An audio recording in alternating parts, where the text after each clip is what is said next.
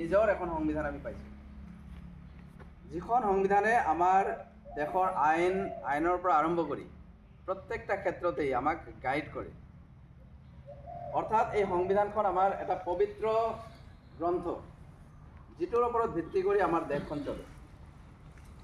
আৰু এই সংবিধানটো পোৱাৰ কাৰণে আমাৰ বিভিন্ন জীৱৰ স্বাধীনতা সংগ্ৰামীৰ পৰা আৰম্ভ কৰি বিভিন্ন মহলত বিভিন্ন মানুহৰ ত্যাগ এইখন সংবিধানত আছে। কাৰণ আমি জানো যে ইণ্ডিয়ান নেশ্যনেল কংগ্ৰেছৰ এটা গুৰুত্বপূৰ্ণ ভূমিকা আছে এইখন সংবিধানৰ কাৰণে, আমাৰ দেশৰ স্বাধীনতাৰ কাৰণে। আৰু এই সংবিধানৰ যিটো প্ৰিএম্বল, সেই প্ৰিএম্বলত চাৰিটা ৱৰ্ড খুব গুৰুত্ব সহকাৰে লিখি ৰখা হৈছে। এই চাৰিটা ৱৰ্ড হ'ল জাষ্টিছ, ইকুৱেলিটি, লিবাৰ্টি আৰু ফ্ৰেটাৰ্নিটি। এই চাৰিটা ৱৰ্ড খুব ইম্পৰ্টেণ্ট। এই জাষ্টিছ বস্তুটো বিশেষকৈ আমাৰ ইকনমিক জাষ্টিছ, ছ'চিয়েল জাষ্টিছ খুব গুৰুত্বপূৰ্ণ, খুব গুৰুত্ব দিয়া হৈছে ইয়াতে। তাৰ লগতে লিবাৰ্টি আৰু ইকুৱেলিটি,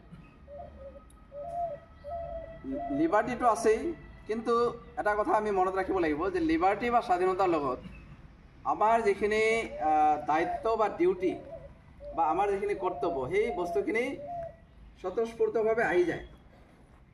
লিবাৰ্টি বা স্বাধীনতা বুলি ক'লে আমি বহুতে ভুল বুজি পাওঁ যে স্বাধীনতা মানে এনেকুৱা নহয় যে ফ্ৰী অফ কষ্ট স্বাধীনতাটো নাহে। প্ৰত্যেকটো চিটিজেনৰ কিছুমান কৰ্তব্য থাকে আৰু সেই কৰ্তব্যবিলাক আমি পালন কৰিব লাগে, আৰু কৰ্তব্য পালন কৰাৰ লগতে আমি স্বাধীনতাটো পাই যাওঁ। তাৰপিছত ইকুৱেলিটি। এই ইকুৱেলিটি বস্তুটো অকণমান বহুতে ভুল বুজি পায়। ইকুৱেলিটিৰ লগতে একুইটি ৱাৰ্ডটো খুব ওতঃপ্ৰোতভাৱে জড়িত হৈ আছে। ইকুৱেলিটি মানে এবছলিউট ইকুৱেলিটি হ'ব নোৱাৰে। ইকুৱেলিটি বুলিলে আমি যিটো বুজি পাওঁ সেইটো হ'ল ইকুৱেলিটি অফ অপৰচুনিটি। আৰু সেই অপৰচুনিটিটো সকলোৱে ইকুৱেল পাব সেইটো হ'বই নোৱাৰে যদি একুইটি ৱাৰ্ডটো নাথাকে। একুইটি মানে আমাৰ যিখিনি যোগ্যতা, সেই যোগ্যতা অনুসৰিহে আমি সুবিধাখিনি পাব পাৰোঁ। অৰ্থাৎ যাৰ যিমান প্ৰয়োজন সেই অনুসৰিহে সুবিধা হ'ব পাৰে, ইকুৱেল অপৰচুনিটি হ'ব নোৱাৰে। গতিকে ইকুৱেলিটিৰ লগত একুইটি ৱাৰ্ডটো জড়িত হৈ থাকে। আৰু সেইকাৰণে আমি যেতিয়ালৈকে একুইটি বুজি নাপাওঁ তেতিয়ালৈকে আমি ইকুৱেলিটি বুজি পোৱাতে অলপমান প্ৰব্লেম হৈ যায়। আৰু তাৰ লগতে আছে ফ্ৰেটাৰ্নিটি বা ব্ৰাদাৰহুড। অৰ্থাৎ আমি জানো যে আমাৰ দেশখন এটা বৈচিত্ৰ্যৰে ভৰি থকা দেশ। বিভিন্ন ধৰণৰ জাতি ধৰ্ম নিৰ্বিশেষে আমাৰ দেশখন গঢ়ি তোলা হৈছে। যদিও স্বাধীনতাৰ সময়ত ইণ্ডিয়া আৰু পাকিস্তান দুটা দেশত বিভক্ত হৈছিল স্বাধীনতাৰ ঠিক পিছতেই 1947, আৰু সেইটো ধৰ্মৰ ভিত্তিতেই বিভাজিত হৈছিল। কিন্তু বিভাজিত হোৱাৰ পিছতো যদিও পাকিস্তান মুছলিম ৰাষ্ট্ৰ হিচাপে পৰিগণিত হৈছিল, কিন্তু আমাৰ ভাৰতবৰ্ষৰ মানুহবিলাক ইমান উদাৰ, ইমান লিবাৰেল যে আমি কেতিয়াও ধৰ্মৰ ভিত্তিত আমাৰ দেশখন দেখা নাই। আৰু সেইকাৰণে আমাৰ দেশখন হ'ল ধৰ্ম নিৰপেক্ষ।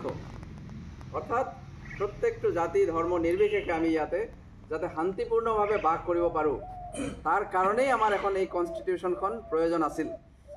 আৰু এই কনষ্টিটিউশ্যনখন বনাওঁতে আমাৰ যিটো ড্ৰাফটিং কমিটি যথেষ্ট কষ্ট কৰিছে। বিভিন্ন দেশৰ কনষ্টিটিউশ্যনবিলাক ঘাটি তাৰ পৰা ভাল বস্তু কিছুমান লৈ পেলাই আমাৰ সুকীয়া যিটো বৈশিষ্ট্য আছে আমাৰ দেশৰ, বৈচিত্ৰ্যপূৰ্ণ বৈশিষ্ট্যক লক্ষ্য ৰাখি আমাৰ এনেকুৱা এটা ধুনীয়া সংবিধান তেওঁলোকে উপহাৰ দিছে, যিটো সংবিধানৰ ওপৰত ভিত্তি কৰি আমি এতিয়াও চলি আছোঁ। গতিকে আমি আজিৰ দিনত অন্তত সেই ড্ৰাফটিং কমিটিৰ সদস্যসকলক আমি সন্মান জনাব লাগে যে এখন ধুনীয়া সংবিধান আমাক উপহাৰ দিছে, যাৰ কাৰণে আমি জাতি বৰ্ণ ধৰ্ম নিৰ্বিশেষে আমি শান্তিপূৰ্ণভাৱে ইয়াতে বসবাস কৰি আছোঁ। যদিও ইমান ডাঙৰ দেশত সমস্যা মাজে মাজে হ'বই পাৰে, কিন্তু যিমানেই সমস্যা নহওক কিয় আমাৰ এনেকুৱা এটা আমাৰ বৈশিষ্ট্য আছে যে সমস্যাৰ মাজতো আমি আকৌ শান্তিপূৰ্ণভাৱে বসবাস কৰিব পাৰোঁ।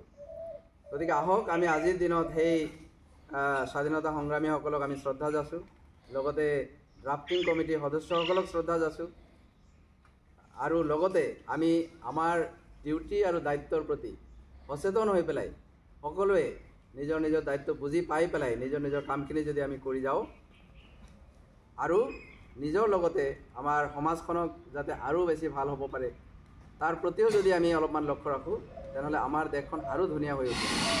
এই আশাৰে মই আজিৰ বক্তব্য ইয়াতে সামৰিছোঁ আৰু মই সকলোকে ধন্যবাদ জনাইছোঁ, বিশেষকৈ অমলেশ্বৰ ছাৰ, মদন ছাৰ আৰু লগতে আৰু বহুতে আহি যোৱাকালি এই বস্তুখিনি ৰেডি কৰিছে। পৰীক্ষাৰ মাজতো তেওঁলোকে আহিছে, গতিকে মই বিশেষকৈ তেওঁলোকক ধন্যবাদ যাচিছোঁ আৰু লগতে যিসকল আজি উপস্থিত আছে মই সকলোকে ধন্যবাদ জনাইছোঁ যে ইমান ঠাণ্ডাৰ মাজত পৰীক্ষাৰ মাজতো আপোনালোকে আহিছে। কিছুমানে আহিব পৰা নাই বিশেষ সমস্যাৰ কাৰণে, আমি বুজি পাওঁ সমস্যাবিলাক। যি কি নহওক এইখিনি কৈ মই মোৰ বক্তব্য ইয়াতে সামৰিছোঁ।